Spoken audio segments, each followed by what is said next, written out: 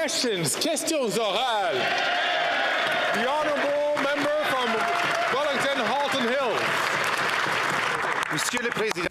Mr. Speaker, not only did the government neglect national security, not only did they cover up things, they continue to skirt responsibility. Yesterday, the Minister of Health said no high officials involved in the microbiology lab will be held responsible. If there's no one responsible, who within the cabinet will know who is responsible? The Honourable Minister of Health. Thank you very much, Mr. Speaker. At the beginning, it's important to say that health agencies are independent, particularly in terms of national security. And it's our government that created a process to make sure that all the information is available. And it's really important for two Canadian citizens who were very well known as scientists, did bad things like this, and there is an investigation underway with the RCMP, and this is very important, Mr. Speaker. The honourable member from Wellington-Halton Hills. Mr. Speaker, the Canada-China Committee in 2019 could have done exactly the same job as the ad hoc committee did, and we could have had the documents 3 years ago. The CSIS assessments released yesterday make it clear the PRC is and was actively recruiting top Canadian scientists to plunder Canada's research and intellectual property. The assessments also make clear that the PRC wants to weaponize this civilian research for military purposes against us and our allies. Knowing what we know now, will the government halt all collaboration between the Winnipeg National Microbiology Laboratory and any entities and individuals in the People's Republic of China? The Honourable Minister for Health. Well, thank you very much, Mr. Speaker. And I want to say that an attack on our national security by foreign nations, be it China or Russia, represents an attack on democracy and represents a direct attack on every member of this House. And that I share his outrage that China or any country would attempt to interfere in our process. The Public Health Agency, which is one of the most respected agencies in the world, hired 2 Canadian citizens who are eminent and well-known scientists in Canada who lied. It is the Public Health Agency that discovered that. It is the Public Health Agency that fired them, and that's why there's now an RCMP investigation about their actions. The honourable member from Wellington-Halton Hills. The documents, Mr. Speaker, reveal a shocking disregard for Canada's national security. They reveal a government that is completely asleep at the switch on national security and the machinery of government. They reveal government employees collaborating with Beijing's government and with the biological weapons unit of the People's Liberation Army. Equally shocking are the health minister's comments. He said yesterday there was no evidence of actual breaches at the lab and no sensitive information actually left the country. The documents say otherwise. Does the minister stand by those comments? The Honourable Minister of Health. Mr. Speaker, the 2 Canadian scientists in question were well known for their work in virology and had spent their time working on health treatments for those that were suffering from viruses. They are collaboration. There is absolutely no evidence of the thing that the member opposite is suggesting, and I do not think that it is at all appropriate to suggest that they were involved with weaponization or things of this nature. They have all the documents, they could see all the information. We have waived all the normal considerations, not only of national security, Mr. Speaker, but of employee relationships that normally are kept confidential. It was our government that did that. That's why they have this information. The honourable member from Cumberland-Colchester. Speaker, scientists working with Ebola at Canada's only Level 4 lab collaborated with the People's Republic of China Army Major General. Sadly, this story does not end there. Dr. Chu was able to gain access to the lab for students from China, and it gets worse. A scientist from the Academy of Military Medical Sciences, the research arm of the PLA, known to work on biology-enabled warfare. How did so many citizens from a hostile superpower gain access to Canada's top lab? Is it because the Prime Minister admires China's basic dictatorship? The Honourable Minister of Health. Some will attempt to national security concerns to play partisan games. I think that's unfortunate. And let me just give an example. With respect to Ebola, the exchange of Ebola in 2019 was done in the context of trying to work with China and other countries on finding solutions to Ebola, which exists in so many different parts of the country. At that moment in time in 2019, the relationship with China was in a different place. The information that was shared was through legitimate channels. It has nothing to do with this issue. It was absolutely known and handled with complete control. I think it's very, very important to not mischaracterize national security for partisan interests. I'd like to remind all members to ensure that they don't use language which would be unparliamentary directed at any of their colleagues. The honourable member from Cumberland Colchester. Speaker, that minister's comments are reckless and untrue. Before March 31st, 2019, the PRC did not have a containment level 4 lab. How can I be so specific about the date? This is the date on which a scientist at Canada's top lab, the National Microbiology Lab, shipped dangerous pathogens, including Ebola virus, to the Wuhan Institute of Virology. This scientist had a history of visiting and collaborating with the PLA since 2016. When did the Minister of Health and the Prime Minister know about the espionage and blatant violation of our sovereignty, and when did they decide to cover it up? The Honourable Minister of Health. The exact opposite of a cover-up occurred. It's actually this government that created the process that released these documents. So they actually refused to participate in this process. The second thing that I will say, Mr. Speaker, with respect to our national security interests, that it is essential when we're dealing with national security to recognize two things. That the party opposite is saying that they would support a partisan interference in the Public Health Agency of Canada, that if they were in government, they would see it as acceptable for political interference into that process. No, it's at an arm's length, and rightfully it is at an arm's length. They are the ones that identified these Canadian citizens, these eminent scientists, were lying, and they took action. There he is.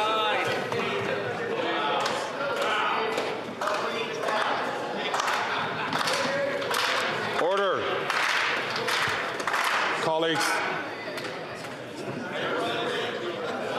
The Honourable Member for St. Jean. The Court of Appeal has just handed down its ruling on the state secularism law, Bill 21, which has a broad consensus in Quebec. Quebecers want a clear separation of religion and state, and that's what this law guarantees.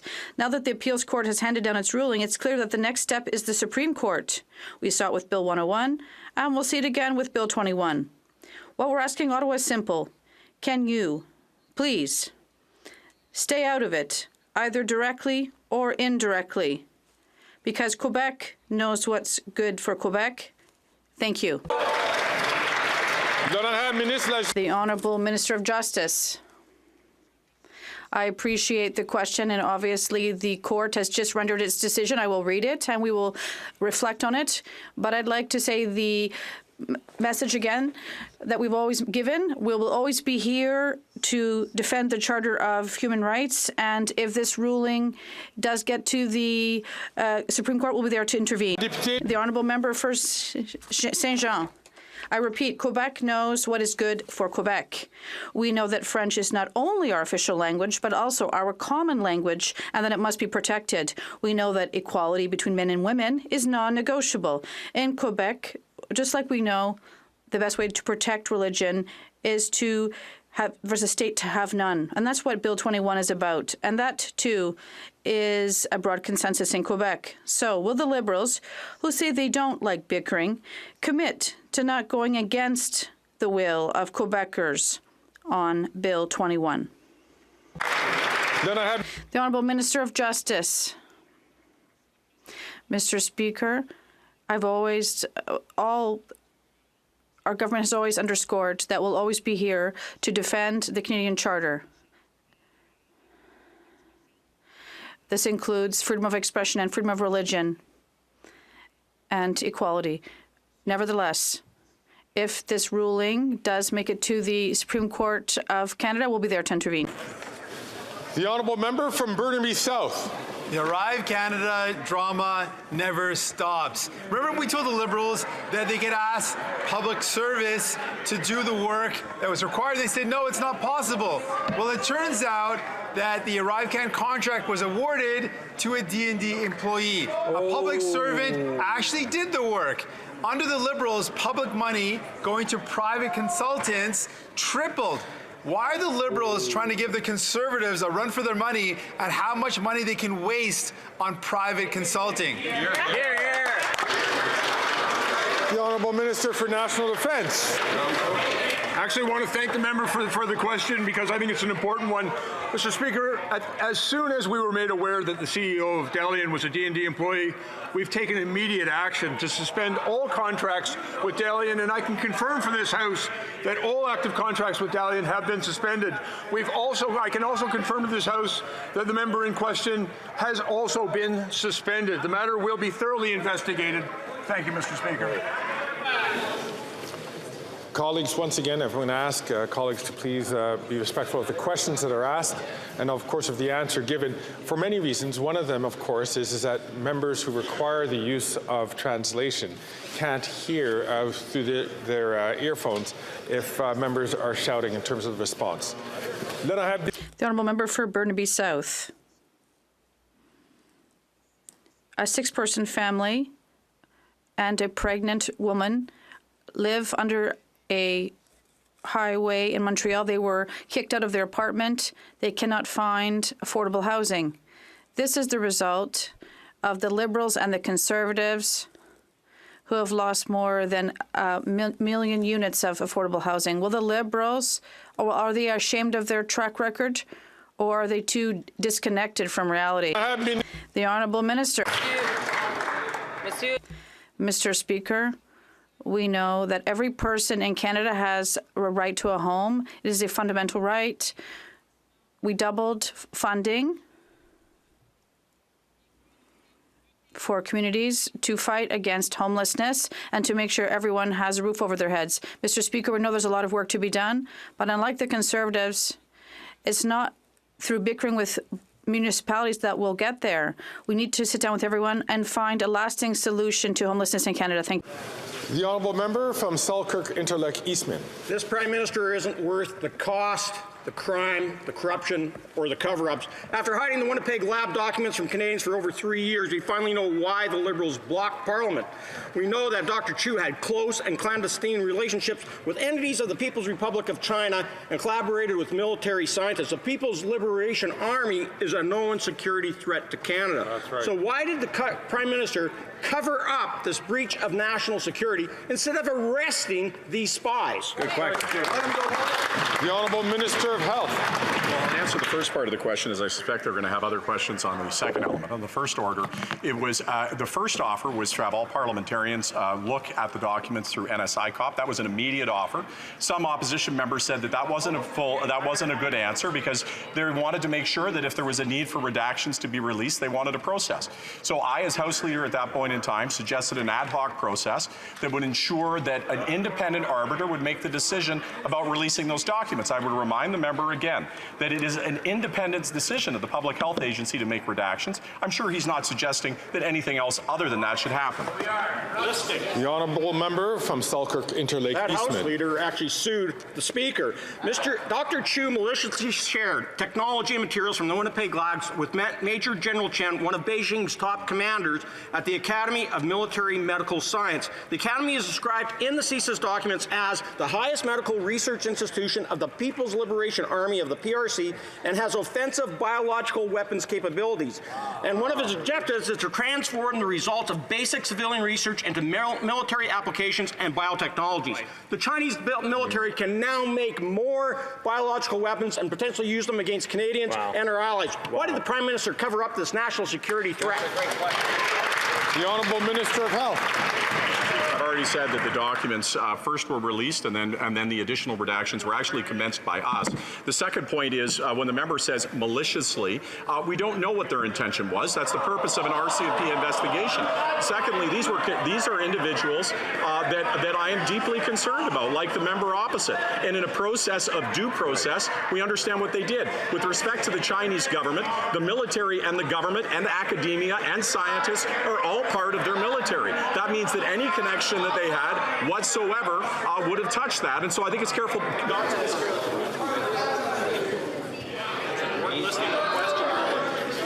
Colleagues, it's hard to hear for the chair to hear the response. If members are not satisfied with the response, sometimes the best opportunity is just to listen to it in silence and let it stand on its own. The honourable member from Selkirk, Interlake, Eastman. The health minister should actually read the CSIS documents. It actually describes all the breaches that were done and the espionage that was carried out. At the Prime Minister's top public health labs in Canada, Beijing military scientist Dr. Yan was given unfettered access to all the labs and the computer systems at the Winnipeg labs, which were covertly shared by Dr. Chu with Beijing. Instead of stopping this espionage, the Prime Minister decided to cover it up. Why did the Prime Minister put his admiration for the basic dictatorship of the Communist Party in Beijing ahead of the public safety of Canadians?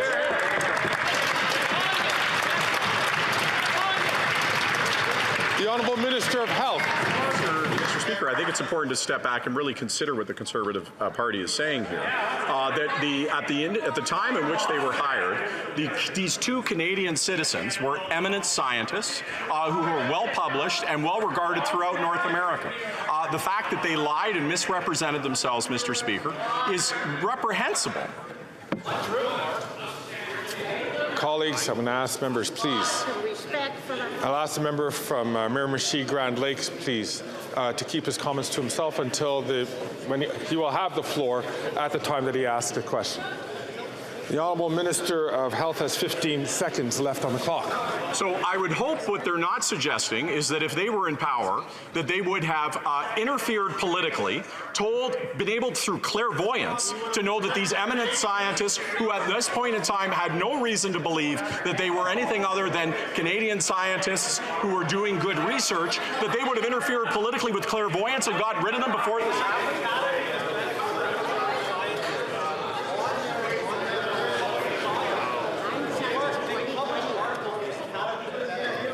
The honourable member from Charlebourg Oates. Mr. Speaker, yesterday we learned that there were documents with respect to the Winnipeg lab, and the worst is confirmed. There was a leak from the Chinese Communist Party, and the first person represents a serious and credible threat to Canada's economy, was able to access this level 4 laboratory. Why did he not protect Canadians, the Prime Minister? The Honourable Minister of Health. China, Russia, or any other country. Well, this is an attack against our democracy, the House of Commons, and every member here. And it concerns me greatly. And this is the reason why we have measures now to ensure that we protect our public safety with policies that are as strong as possible to make sure our objective is not compromised. The Honourable Member for Charlebourg or Saint-Charles. Mr. Speaker, the Minister said that the Prime Minister said he admired the basic dictatorship of China. And this lab in Winnipeg was working on some of the most dangerous viruses in the world. And there were dangerous pathogens that were passed on to the Chinese party. Does he realize that our national safety was in peril? The Honourable Minister, what Canadians realize today, well, when we're talking about national security, it's not a partisan issue. And if there's something we won't take lessons on for the Conservative Party is protecting national security on research and science in Canada. We are the government that did the most to protect science in this country, to protect IP, to help our universities and research centres to identify risks. Mr. Speaker, last January we published a list that indicates our research institutes that not do business. Député The Honourable Member for Scarborough-Saint-Charles. Mr. Speaker, does the Minister know that on March 31st, the Ebola virus was sent to Beijing through Canada? We sent a weapon to a country that is building up its stock of biological weapons. Does the Prime Minister realize that his government failed because the Chinese government is developing biological weapons and he's putting our security at risk? The Honourable Minister of Innovation. Mr. Speaker, rather than talking about facts, what we hear from the opposition today is politicizing national security. And I think that all colleagues that were elected to this chamber, their first responsibility is the security and health of Canadians. As I said, last January, we did publish a list for entities that are protected to protect national security and IP. We'll always be here to defend national security in Canada. The Honourable Member for Drummond. The Court of Appeal is clear. Bill 21 is constitutional and does not pose a problem. The fact that we've recognized the right of Quebecers to create their own rules means we've turned the page. But there are a few people who continue to contest it. What will the Liberal government choose to do? Respect the will of Quebecers with this appeals court decision, or continue bickering with Quebec? The Honourable Minister of Justice and Attorney General of Canada. Mr. Speaker, I'd like to underscore that our government is clearly committed to defending the rights of liberties protected under the Canadian Charter of Rights and Freedoms, particularly in terms of the right of freedom of expression and the right to equality. Our government has clearly expressed concerns with respect to the preventive use of the notwithstanding clause. If it does, this decision does get to the Supreme Court, we'll be there to intervene. The Honourable Member for Drummond. Yes, we're talking about respect for Charter and court decisions as well, because despite what the Liberals say, Bill 21 has nothing to be criticized for. It is legitimate. It is a pillar for living together in harmony, which Quebecers want. And Liberals' fears are unfounded. Now that the appeals court has rendered its ruling, will the government commit to not contesting this Bill 21 either directly or indirectly? The Honourable Minister of Justice and Attorney General of Canada. Mr. Speaker, like the Prime Minister has already said, as I have already said, our government is committed to defending the rights and liberties of Canadians protected under the Charter. Nevertheless, we have to protect freedom of religion and expression. We've also said that our government has clearly expressed concerns with respect to the preventive use of the notwithstanding clause. If this case does go before the Supreme Court, our government will intervene. The Honourable Member for Rivière-du-Nord. It's worrisome. The Liberals want secularism without any trace. They don't want us to say anything. They want to make it insignificant, but separating religion and state does mean something. It means that we respect the beliefs and the non-beliefs of each other, and they never get involved in the relationship with the state. Bill 21 has true implications, and the appeals court has recognized this, and the use of the notwithstanding clause is not only constitutional, but legitimate for Bill 21. The Honourable Minister of Justice and Attorney General of Canada. Mr. Speaker, as mentioned by the Prime Minister and myself, we are clearly committed to defend the rights and freedoms in the Canadian Charter, notably the right to freedom of religion, expression, and right to equality. On several occasions, we've also said that we have serious concerns with the prevented use of the notwithstanding clause. If this case does get heard by the Supreme Court, our government will be here. The Honourable Member from St. Albert, Edmonton. Mr. Speaker, after 8 years, this NDP Liberal Prime Minister isn't worth the cost or the cover-up. For 3 years, this Prime Minister covered up a terrifying national security breach at Canada's highest security lab, hiding the fact that the head of special pathogens was actively collaborating with top Beijing military scientists engaged in biodefense and bioterrorism. So, in the face of that, will the Prime Minister accept responsibility for this colossal failure on his watch? The Honourable Minister of Health. Well, Mr. Speaker, I've answered that question on numerous occasions, but let me address the preposition at the start of that question, where he says the working together with another political party. He doesn't want to do that, and I get that. He's used to making partisan points and not reaching across the aisle and collaborating. But you know what happens when you collaborate, Mr. Speaker, when you work together? You get national pharmacare. You get the ability to say to those that have diabetes that you've got your back and you've got medication. You say to women, we're going to give you real freedom, freedom over your sexuality, freedom over your reproductive rights. That's what happens when you stop focusing on partisan politics and you start focusing on results. The Honourable Member from Edmonton, St. Albert, Edmonton. What a disgraceful answer from this minister. The national security culture begins at the top with the Prime Minister. This is a Prime Minister who said that he admires Beijing's basic dictatorship. This is a Prime Minister who, over the past 8 years, has repeatedly ignored Beijing's interference. So, in the face of that, is it any wonder that under this Prime Minister's watch, top Beijing military scientists had unfettered access to some of Canada's most sensitive biological secrets? The Honourable Minister of Health. Mr. Speaker, in the first order, that isn't true.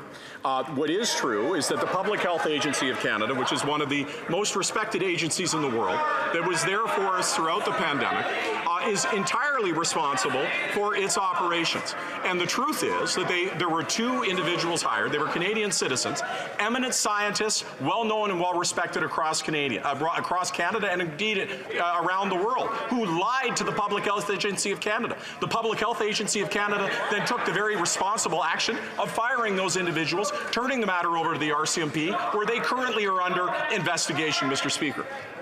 Yeah, where are they? The Honourable Member from St. Albert, Edmonton, had the opportunity to ask 2 questions. I'm certain he could speak to his House Leader to ask more questions in the House, but until that time, please, I'd ask him to wait his turn until he has the microphone, until he has the floor. The Honourable Member from Lennox, Addington. Speaker, evidence speaks otherwise. After 8 years, this Liberal NDP Prime Minister is not worth the cost nor the cover-up. He can't be trusted to keep our people safe. Yesterday, the entire nation was shocked to learn that this government granted 2 People's Liberation Army assets full access to secret research in a top-secret Canadian lab. This represents the biggest security breach since the Cold War. And this happened under a Prime Minister who famously said he admires China's basic dictatorship. Mr. Speaker, how can Canadians trust a Prime Minister that fails to take national security seriously? The Honourable Minister of Health. Mr. Speaker, the representations made by the member are inaccurate, and I would invite people to read the documents, which have been fully redacted. But this is the contrast, Mr. Speaker, between a party that is focused on partisanship and difference. And you know what? The member opposite talks about working with another party and what that might accomplish. What about dental care, Mr. Speaker? When we focused on cooperation, we were able to get dental care done for this country. We were able to make sure that 9 million Canadians, 3 million seniors will have access to dental care. They're voting against that. They're against that. Are they against pharmacare? Are they against the other fruits of cooperation that come from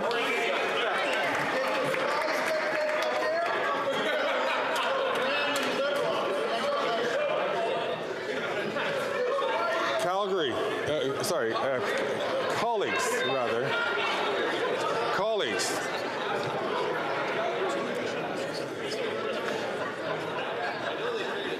Again, colleagues, it is very important for For those of us who have the ability to speak both languages, it's a clear advantage of being in the House that we don't require the use of the headsets.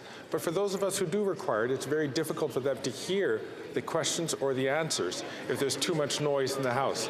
I ask all members, out of respect to all of their colleagues in each of your respective caucuses, is to please listen respectfully to the answers and to the questions, so that those of us who require the use of earphones can do so. The honourable member from Nanaimo, Ladysmith. Mr. Speaker, the number of people unable to find an affordable place to live in Nanaimo Ladysmith is staggering. And what have the Liberals done? Cut the Reaching Home funding to Nanaimo by 60%.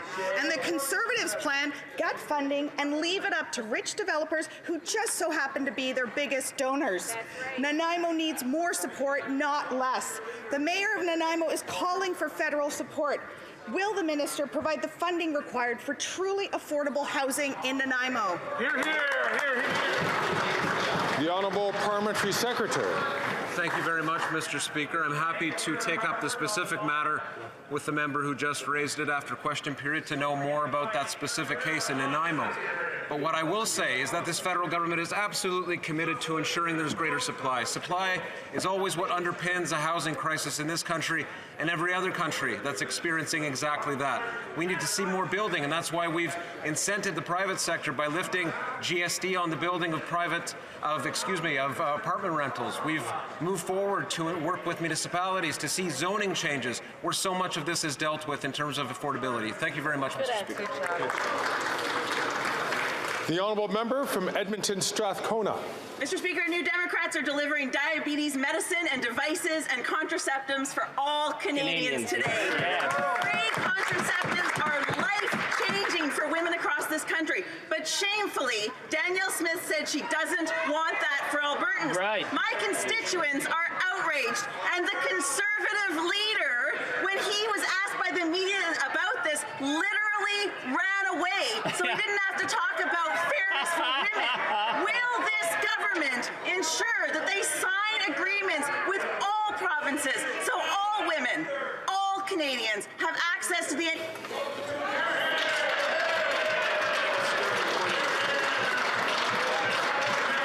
The Honourable Minister of Health. Access to medication for diabetes is not just a question of social justice. It's a question of saving lives. It's a question of prevention. It's a question of reducing costs enormously across this country. And I can say, and specifically with Alberta, that I've had very constructive conversations with Adriana Lagrange, who's been willing to work and find compromise, find that common ground. Unfortunately, across the aisle, that's not what we see. Today, the leader of the official opposition, with the Conservatives, ran away when asked if he would support diabetes medication, refused to answer whether or not he would slash contraceptives for women. They are already against dental. I'd really like to know where they stand for pharmacare. The Honourable Member from Pontiac. The Honourable Member for Pontiac. Mr. Speaker, journalists and newsrooms are one of the pillars of our democracy in Canada. And in rural communities like ours, they play a role that's even more fundamental. In December, the Minister of Heritage reached an historic agreement with Google to provide $100 million of funding to newsrooms. Can she give this House an update on how and when newsrooms, but especially local media, will have access to this funding? Thank you.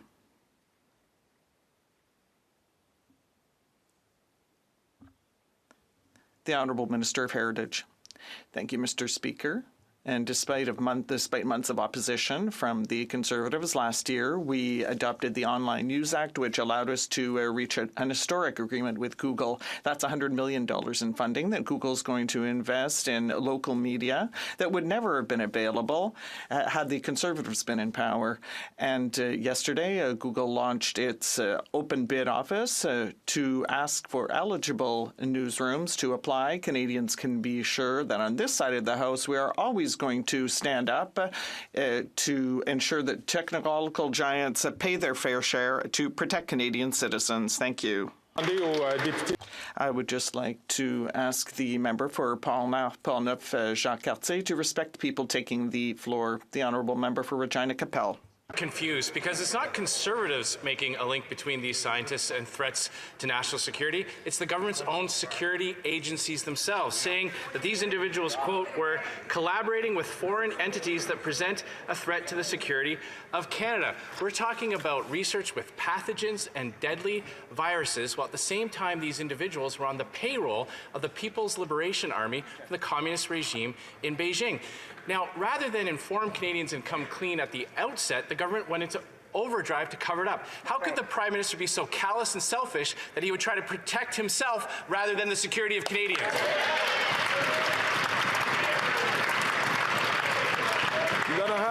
The Honourable Minister for Innovation. Speaker, I'm very happy to answer to my colleague because Canada has shown leadership when it comes to national security, Mr. Speaker. That's something the Conservative will not want to highlight to Canadians. But let me refresh their memory because they tend to be selective when it comes to the facts. On the 16th of January, Mr. Speaker, we announced that we will ban funding for research in sensitive areas. There's 100 entities around the world, Mr. Speaker. We work with our Five Eyes allies. We work with research centers in this country. We work with university. Mr. Speaker, Canadians know that we will always put national security first and defend the interest of Canada. The Honourable Member from Regina Capel. They want to give themselves a gold star that finally 3 years later, after fighting, kicking and screaming to keep these documents hidden, that now they've been released only because Conservatives demanded it. Let's remember the facts. They ignored and refused to comply with 4 parliamentary orders. They took the unprecedented step of taking the Speaker of the House of Commons to court to keep these documents hidden, and then they called the snap election hoping it would all go away. If this was all just an administrative issue, then why the cover-up?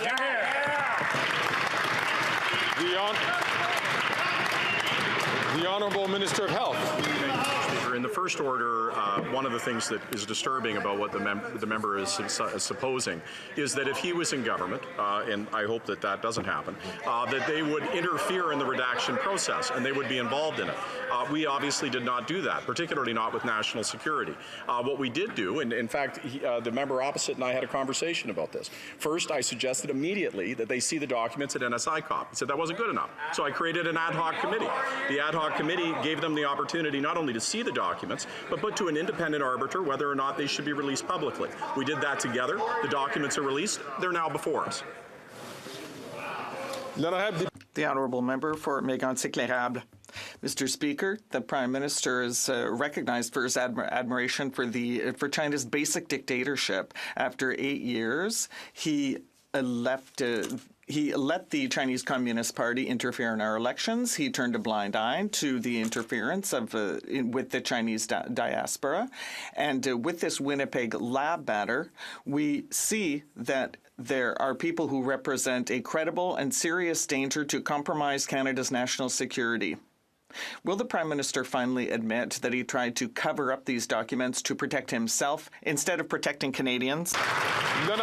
The Honourable Minister of Innovation. Mr. Speaker, people listening at home must be saying, well, where were the Conservatives on January 16th? They must wonder, because on January 16th, Mr. Speaker, we announced as a government that we were going to ban funding. May I urge members, please, who have not been recognized, to wait their turn, and that way we'll be able to have a proper discussion instead of shouting across the aisle. The Honourable Minister, please continue. 22 seconds remaining. Mr. Speaker, I hope that the Conservatives will listen this time, because on January 16th, Mr. Speaker, we banned research in sensitive areas to work with 100 different companies. We are working with our allies to protect science, to protect intellectual property, and to protect the work that is done by our universities, Mr. Speaker. We are always there to defend Canada's interests. The Honourable Member for Mégantic-L'Érable. Where was the minister, Mr. Speaker, in July 2019 when 2 scientists were expelled from Canada, Mr. Speaker, by CSIS, That was in 2019. That was more than 4 years ago, Mr. Speaker. What we learned yesterday is that the Prime Minister ignored 4 parliamentary orders to produce papers. He took the Speaker to court, which has never been seen before, for the worst cover-up in history. Why did the Prime Minister choose to protect himself instead of Canada's national security? The Honourable Minister of Innovation. Mr. Speaker, people listening at home must be shocked. We have just told Conservatives once again that not only the Prime Minister but all members of the government on this side of the House, we take national security seriously. On January 16th, we did not ban one research entity, but 100. So we are protecting universities and colleges from this type of thing. So that's the type of measure we're putting in place to protect Canada's interests. We always stand up for science. The Honourable Member from Montcalm. When it comes to health care, Quebecers want care, not threats. A year after having forced Quebec to accept an increase in health transfers that covers only 1/6 of their needs, the federal government is now threatening Quebec that it will steal $900 million if we don't submit our conditions by March 31st. The Liberals are once again playing political games at the expense of Quebecers with our own money. When will the Liberals finally stop taking ill people hostage and pay Quebec the the money that it's entitled to? The Honourable Minister of Health. Mr. Speaker, I understand that the Bloc Québécois just likes to squabble. But when I spoke with Minister Lebel, it is clear that her objective is to cooperate and to find solutions. In our healthcare system, I think that Canadians and Quebecers want politicians, members, to find solutions, not to pick fights. And that is why I am very sure that we are going to find an agreement with Quebec. The Honourable Member from Montcalm. Mr. Speaker, pharmacare is not coming anytime soon. Bill C-64 refers to principles to consider when working towards the implementation of national universal pharmacare. Otherwise, in fact, that actually sounds like an election promise to me. The NDP is sold out very cheaply. But if one day, after having discussed these principles to consider when working towards the implementation of pharmacare, if Ottawa comes up with a pharmacare plan that Quebec has already, will Quebec be able to withdraw with full compensation, no strings attached? The Honourable Minister of Health. Mr. Speaker, on the contrary, this year, for the first time in the history of the country, everyone with diabetes, everyone who needs contraceptives will be able to have access to them. That is such an historical announcement that it will change the lives of so many Canadians, even if Quebec already has such a program. Yesterday, I had a good conversation with Minister Dubé on this topic, and I think that we will reach an agreement with Quebec very soon. Alderman Norfolk. Common sense Conservatives will axe the tax, build the homes, fix the budget, and stop the crime. After 8 years, this Liberal NDP Prime Minister is not worth the cost, the crime, or the corruption. Never before in the history of this great nation have so many people have to resort to food banks. Thousands are now resorting to dumpster diving because they can no longer afford the cost of food. Will this Prime Minister show some compassion and cancel the April 1st carbon tax hike? That's the right thing to do. The Honourable Parliamentary Secretary. That colleague is from Ontario, where I'm from, Mr. Speaker, and the climate rebate that Ontarians will receive is over $1,100. That's for a family of 4. Mr. Speaker, I'm not surprised, though, to hear that member and the Conservatives continue to bring up these points. They want to take money out of the pockets of Canadians. Today, historic legislation tabled in the House of Commons on pharmacare. The Leader of the Opposition ran away when asked if he would support pharmacare. When it comes to student loans and helping students, when it comes to EI, pensions in particular, they're nowhere to be seen. They want to make cuts. They're a party of austerity, Mr. Speaker. The honourable member from Haldimand, Norfolk. Mr. Speaker, Canadians are getting back far less from this government than they're paying in carbon tax. That's right. According to Second Harvest, this year we'll see a 30% rise in the demand for food charity in some regions. Where I live in Southern Ontario, we produce food to feed the entire nation, yet so many families there still do not have enough income to cover basic food expenses. Why won't this government just do the right thing? Cancel the 23% carbon tax hike on April 1st so that Canadian families can afford food again. Yeah, do the right thing. The honourable government House Leader. Gloom and doom member who wants to take Canada out of the UN needs to know a little bit of good news for a change, Mr. Speaker.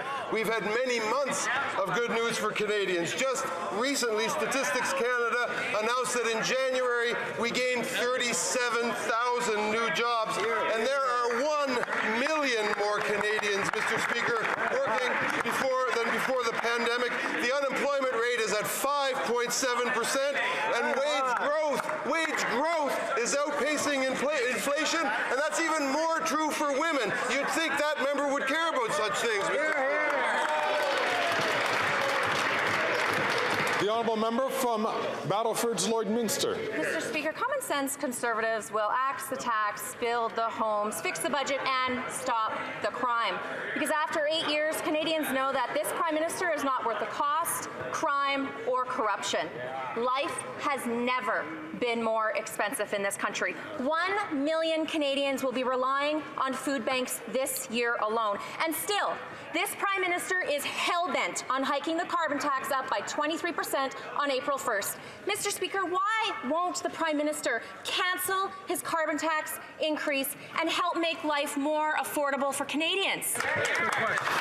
The honourable government House Leader. Mr. Speaker, I think the Canadians have had enough of the gloom and doom coming from over here. They're deliberately ignoring the truth about how our government has supported Canadians.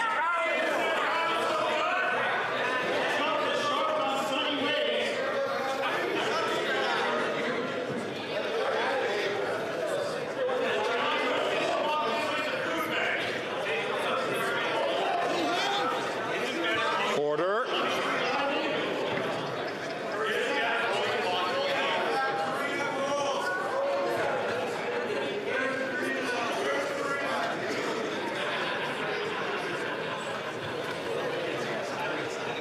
The honourable government House Leader. Mr. Speaker, 2.3 million Canadians have been lifted out of poverty since this government took office and started caring about Canadians by putting supports in place that those guys had spent all their time cutting. Families throughout Canada have seen their child care fees slashed, in many cases down to $10 a day, thanks to this government and this Bill C-35 that we're getting ready to pass today. The honourable member from Vancouver Centre. Mr. Speaker, Black Mental Health Week begins next week. It's a time to amplify Black voices and support equity in mental health.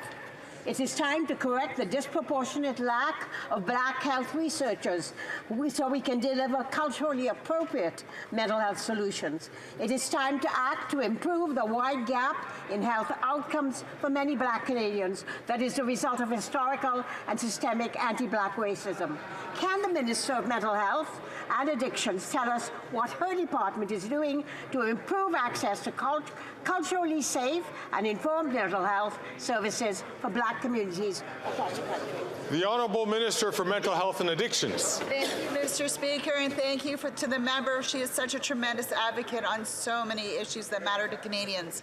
Black communities across Canada continue to experience social and economic inequities which have persisted for far too long and have negative impacts on their mental health. We know there's more work to do, Mr. Speaker, and we're committed to doing the work together.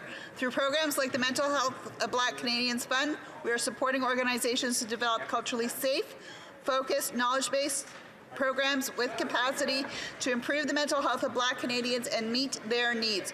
We'll keep working with the Black community across Canada, Mr. The honourable member from Leeds, Grenville, Thousand Islands and Rideau Lakes. Common sense Conservatives will axe the tax, build the homes, fix the budget, and stop the crime. Meanwhile, after 8 years of this NDP Liberal Prime Minister, Canadians know he's not worth the cost, the crime, or the corruption. And just yesterday, we learned that in the Prime Minister's $60 million Arrive scam, one of the contractors who was paid millions is actually a bureaucrat for this NDP Liberal government. That's why Common Sense Conservatives passed a motion in this House demanding that this government produce all of the documents on this Prime Minister scandal. Will he stand in his place and commit to releasing every last page? The Honourable Minister of National Defence. Mr. Speaker, 24 hours after we became aware that the CEO of Dalian was a DND employee, we've taken action, Mr. Speaker. We have suspended all contracts with Dalian, we have suspended the employee, and we have launched an investigation on how this person became an employee of DND in the first place. Mr. Speaker, we will act to ensure that we protect the integrity of our institutions and our government. The honourable member for Leeds, Grenville, Thousand Islands and Rideau Lakes. Well, Mr. Speaker, let's offer it a little louder for those in the back. What we're looking for is a commitment from this government to release every page of those documents, because after 8 years, it's clear to see that these Liberals aren't worth the corruption with their NDP Liberal Prime Minister. It's very clear, a $60 million scandal with people in their basements getting paid $20 million, not doing any IT work, and now we have that minister's staff who are getting paid millions of dollars while Canadians are lined up at food banks. So another question, and I'll say it loud so the minister can hear it, will they stand in their place to getting Canadians money back for their corruption?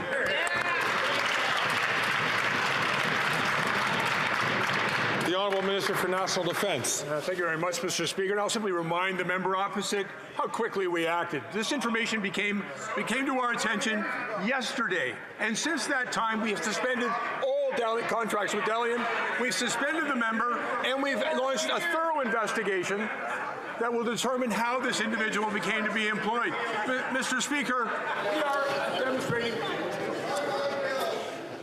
Colleagues, especially the member from Brantford Brant who's about to get up to ask a question, just to remind that I expect all colleagues to have respect for each other and to wait their turn to speak when they're recognized by the chair. And at that point, when they have the opportunity to speak, I will also request that all people listen to that member. The Honourable Minister has 15 seconds left on the clock. Thank you very much, Mr. Speaker. I don't want to repeat what I've already said, except to remind the members of this House that when this information came to our attention, we took immediate action. We took the steps necessary to protect Canadians' interests and to remove this individual from our employ. The honourable member from Brantford Brant. Mr. Speaker, Common Sense Conservatives will axe the tax. We will build the homes. We will fix the budget. We will stop the crime. Well, after 8 years, this NDP Liberal Prime Minister is not worth the cost, crime or corruption. Yesterday, we learned that yet another company received $8 million tax dollars for the Arrive scam. But it gets better. This one, owned by a national defense bureaucrat. The rot continues. Yesterday, Parliament passed our motion to force the government to release all documents and to repay taxpayers. Will the government end the cover-up and release the documents? Yes or no?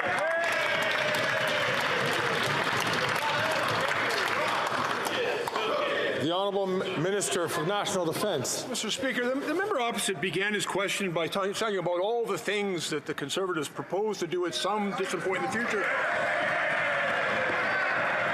But, Mr. Speaker, let us remember what they did when they were in government, where they cut the defence spending, for example, to less than 1% of GDP. Less than 1%. When they cut the resources of the police, our national security intelligence advisors, all of the people whose job it is to protect us and to maintain the integrity of our institutions, they cut them. And, Mr. Speaker, we've been rebuilding the government to get the work done, and we are prepared to take the action necessary.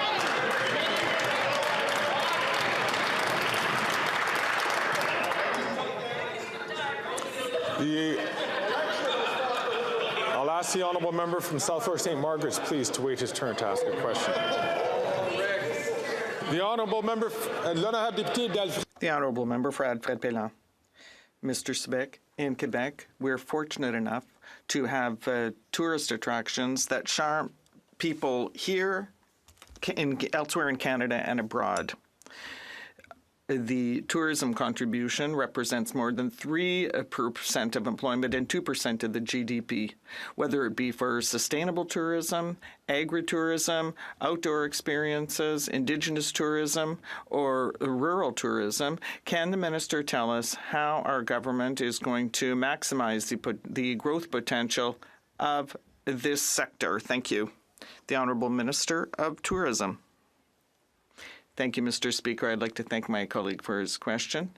And he can tell everyone in his riding and all Quebecers that as of today, the Tourism Growth Fund is ready to receive applications from all kinds of companies and associations in order to choose projects and make tourists' experience better. Conservatives don't believe in tourism. They want to cut everywhere in Saguenay and Gaspésie, but on this side of the House, we stand up for tourism in Canada. Thank you. The honourable member from South Okanagan, West Kootenay. Mr. Speaker, last summer's wildfires devastated communities across Canada, and the Minister of Emergency Preparedness has admitted that the upcoming wildfire season will be even worse. Canadians want their government to take decisive action, and according to last week's Abacus poll, 74% of them want to see this done through a new national wildfire fighting force. But the Liberals are taking a go-slow approach. The wildfire season is already starting, so when will this government act to create a national wildfire fighting force? That's right. The Honourable Minister. I want to thank the member for the question. In fact, actually, we're taking immediate action, taking the lessons learned from not only last year, but previous years as well. First and foremost, we need to make sure that all the resources that we put in place go directly to fighting wildfires, and that's to the local level. So we have already trained approximately 500 firefighters, Mr. Speaker, putting more personnel to support on the recovery. Yes, we are reviewing the overall national system as well. Well, any support that we provide, we're going to make sure that it actually has the maximum impact. Thank you. The honourable member from Kitchener Centre. Mr. Speaker, we're learning that Palestinians in Gaza have been shot and killed while waiting for aid at a time when the UN reports at least a quarter of those in Gaza are one step from famine.